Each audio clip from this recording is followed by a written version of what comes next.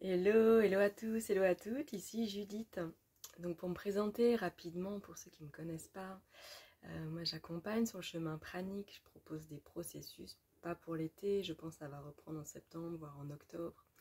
En attendant, je propose des rendez-vous individuels pour vraiment vous aider à mettre de la clarté sur votre chemin pranique. Si vous prenez un rendez-vous individuel avec moi ou si vous faites un processus, du coup vous avez accès à mon groupe privé Telegram. Vous pouvez vous mettre en lien justement entre personnes qui sont sur un chemin pranique, et à ce groupe restreint en fait je propose des méditations, des cercles de parole à prix libre. Donc voilà pour mes petites actus du moment.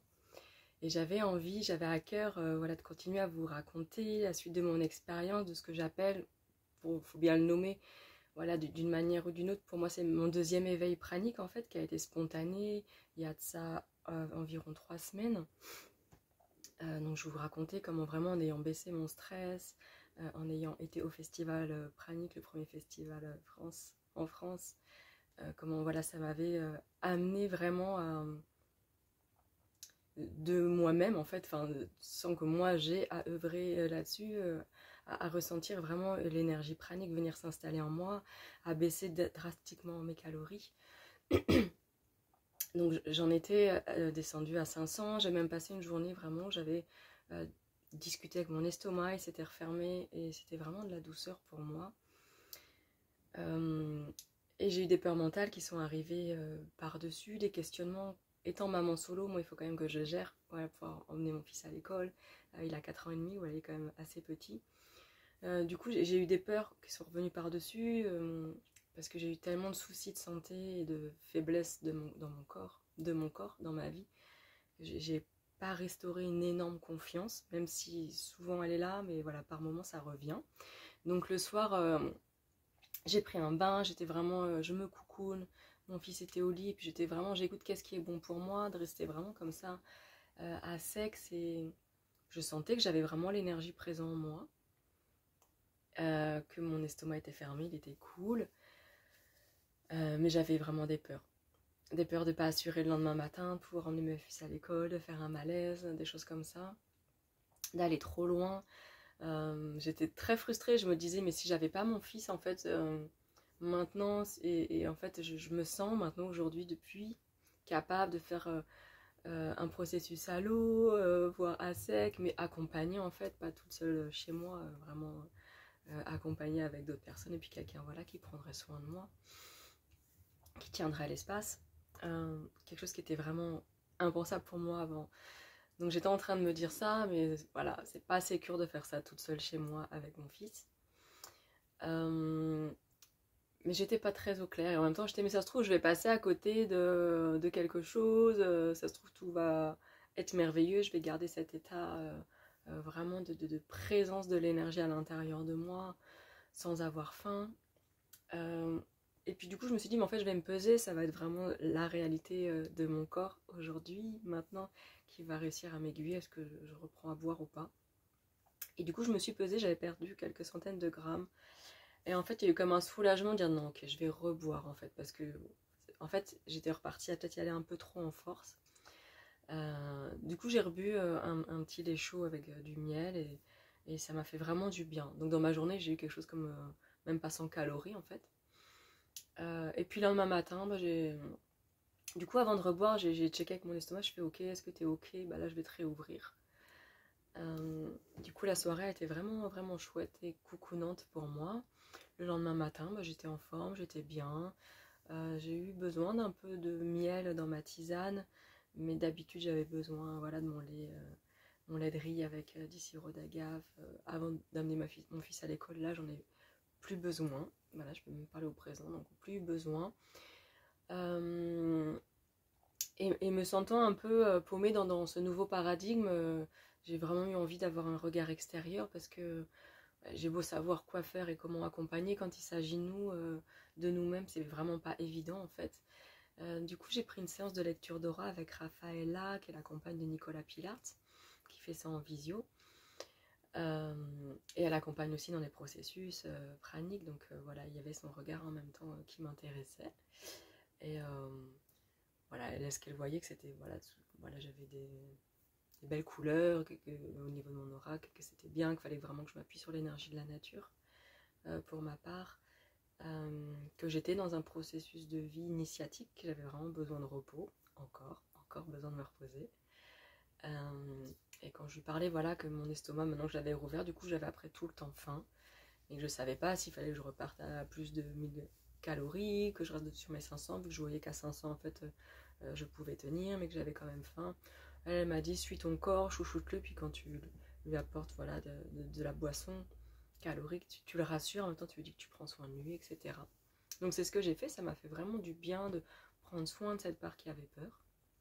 Et du coup, j'ai commencé, là je suis au début, un processus pranique de 9 jours accompagné avec Nicolas Pilards en visio, voilà, pour moi me sentir aussi guidée sur mon chemin à moi. Donc c'est vraiment chouette, un beau cadeau.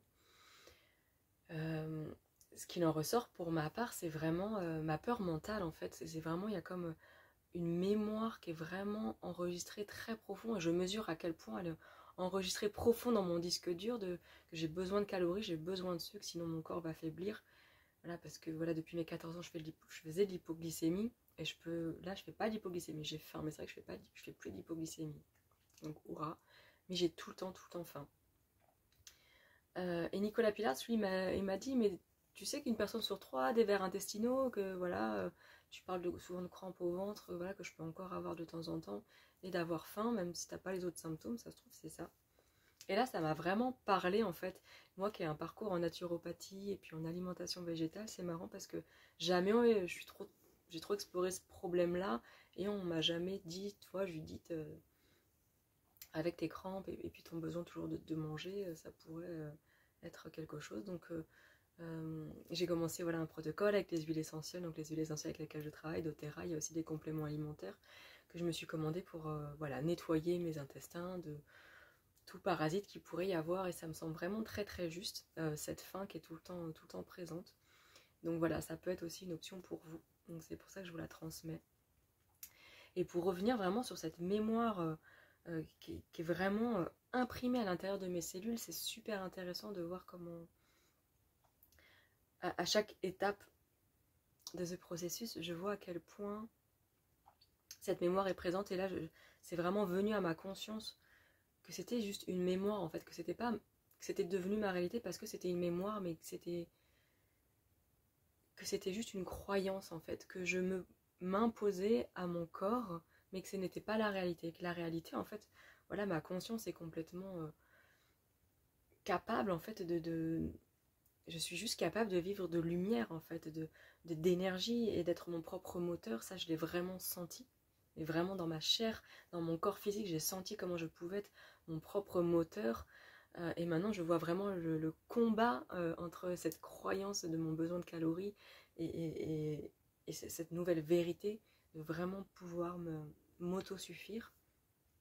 Et que c'est tout un chemin, en fait. C'est pas juste comme ça y est, je le réalise et c'est fini. Que là, c'est tout un chemin pour moi d'avoir à me défaire tranquillement de cette croyance. Et comme d'habitude, c'est pas en force. Alors il pourrait y avoir des techniques EMDR, EFT, hypnose, tous ces trucs-là, et je suis pas du tout attirée par ça pour l'instant. Parce que j'ai pas mal de libération spontanée en fait, et j'ai vraiment envie de voir dans ce chemin, en prenant soin de ça, en mettant juste de la conscience, comment ça peut évoluer. Et je ferai une vidéo vraiment spécifique sur les libérations spontanées, émotionnelles que je vis depuis mes processus praniques, parce que c'est vraiment assez incroyable. En tout cas, j'ai repris un peu de calories. Donc là, en gros, j'étais à 1000 calories. Donc j'étais remontée à 1000 calories. Donc avant, j'étais à 1500. Et avant de commencer, j'étais à 2004. Donc c'est plutôt un signe que j'avance. Donc je suis ravie. Il y a eu un jour où j'étais seulement à 600 calories, à 3 jours. C'était la fête de l'école de mon fils. J'avais préparé de la purée qui était restée dans la voiture. Et en fait, il y a eu un concert. J'ai super dansé. Ça m'a nourrie. Et en fait, le soir, en calculant, j'étais juste à 600 calories. Puis le lendemain, je n'avais pas perdu de poids, j'étais bien. Mais je suis remontée à 1000 par peur de manquer de calories. Et là, Nicolas m'a dit, essaye de redescendre quand même à 600. Voilà, puis tu checkes la balance, mais essaye. Donc lui, il m'a vraiment aidé à me challenger un peu. Là où moi, j'ai vraiment toute ma croyance. Et puis, vite, je prends soin de mon corps. Et là, c'est ok, comment est-ce que je peux me challenger, comment est-ce que je peux dealer avec cette sensation de faim qui est vraiment tout le temps là, sauf dès que, juste que je bois, mais après, elle est à nouveau là. Et c'est assez désagréable, et en même temps, c'était vraiment dissocier la sensation de faim avec, bah non, en fait, j'ai pas de faiblesse, et c'est vraiment intéressant, en fait. Et à partir du moment qu'on commence à mettre de la lumière sur ces schémas-là, bah, c'est vraiment la moitié de la guérison, en fait, hein, qui arrive. Donc voilà où j'en suis. Par contre, j'ai vraiment gardé tout l'amour, la lumière, la confiance en moi. Ça a pas bougé. Je me sens encore beaucoup plus de courage de parler de pranisme et de mettre des choses en place. Ça fait 3-4 jours que j'ai récupéré énormément d'énergie, donc je ne suis plus fatiguée. J'ai pas mal d'énergie, donc je vais marcher quand je fais mes étirements du matin. Parfois je fais un peu de gainage, un peu de muscu, pas beaucoup, mais ça commence et je commence à avoir l'envie. Je me sens le mental très clair, vraiment. Je sens la fatigue qui arrive beaucoup plus tard qu'avant. Avant, elle arrivait dès 14-15 heures où je sentais que voilà, ma clarté mentale commençait à descendre un peu. Là, la clarté mentale, elle va descendre vers 18-19 heures, quoi. Donc c'est vraiment, vraiment chouette. Je me sens vraiment en lien avec la nature et c'est vraiment quelque chose voilà, qui m'a été redit encore par Raphaëla, que j'ai vraiment quelque chose avec le chamanisme en fait à vivre. Et pour moi, le chamanisme, c'est vraiment le lien et comment on peut jouer avec les énergies, avec la nature. Donc voilà, là, je suis aussi sur ce chemin-là de retrouvailles avec ma connexion très très forte avec Gaïa, que j'avais un peu mis de côté ces derniers temps.